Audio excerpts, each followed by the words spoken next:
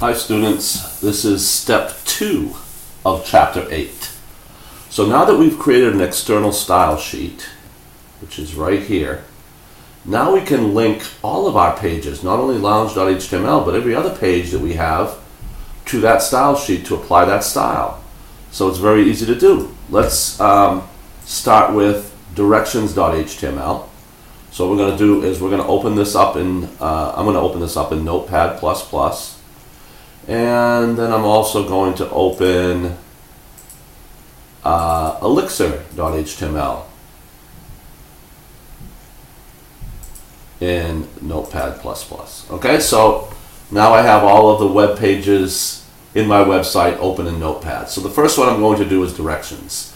So before I open directions, I'm going to go to Lounge and copy this link right here, Control-C, and then go to directions and paste it. The only thing that I have to do difference is directions is inside a folder called about. So I have to come out of that folder with a .. to get into the primary folder or the root folder called lounge.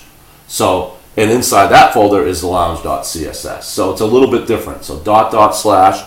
Control-S. Now when I open directions in a browser, you'll see that it's maroon, the H1 has the underline, sans serif, and everything in the P tag is maroon. So that's applied there. All right. So now what I'm going to do is I'm going to open elixir.html first to show you the before and after. So here's the before. Okay. So now I'm going to go back to Notepad, open Elixir, paste the link here, and again, this HTML page is also in a folder called, what the heck was the folder called? It's called Beverages.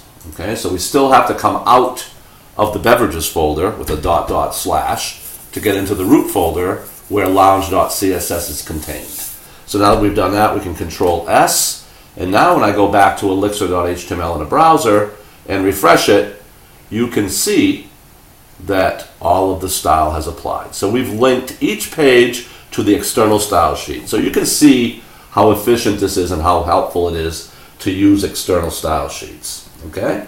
So now what I want to do is I want to use a little bit different tag. So I'm going to start by adding a font family to my P tags to be consistent. So I'm going to go back here. And now all we have to do is deal with the main primary external style sheet. So I already have the color maroon. Now I'm going to add a font family. So font hyphen family, or I could have just copied the other one, but since I'm here already, sans hyphen serif, semicolon, Control-S. So now all of my P tags, whether it be here or here, or here, now are all sans serif because I did it one time and changed 3 pages. Very efficient, very helpful. Okay. So how would we handle if we wanted to use one font exclusively throughout all of the pages? So let's do it this way.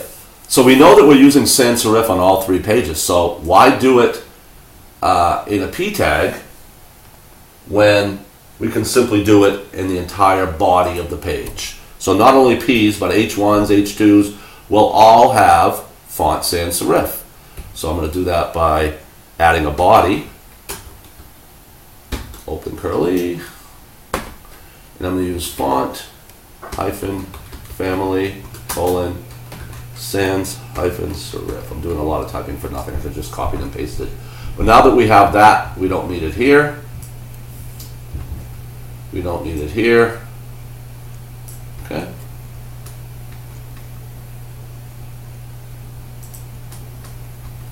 All right. So now when I Control-S, we'll see that all of the fonts are now sans serif throughout the whole entire body of the page. So that's how that works. Okay. Now we can also override an inheritance. So we know that our EM font, let me see, where did we have the emphasis? I forgot what that was. Oh, right here, Dance Dance Revolution. Now, we created a style for Dance Dance Revolution that made it italicized and a different font. So if we go back to the actual page that was on lounge.html, you'll notice that, let me find it, right here. Okay, we put that in an EM tag right there. All right, so we want to make sure that that has the font family serif instead of sans serif. It's just going to be serif. So I'm going to go back here to the page lounge.css, and I'm going to add another style, EM, open curly, and I'm going to make that one font hyphen family colon serif semicolon. Control S, and now when I refresh the page, that one is a serif instead of a sans serif. It makes it stand out a little bit. Okay, so all right, so this is a good point to stop step 2, because step 3 is going to use the class attribute, another very helpful and efficient way to use HTML code, and I'll explain that in step 3. So thank you for watching step 2.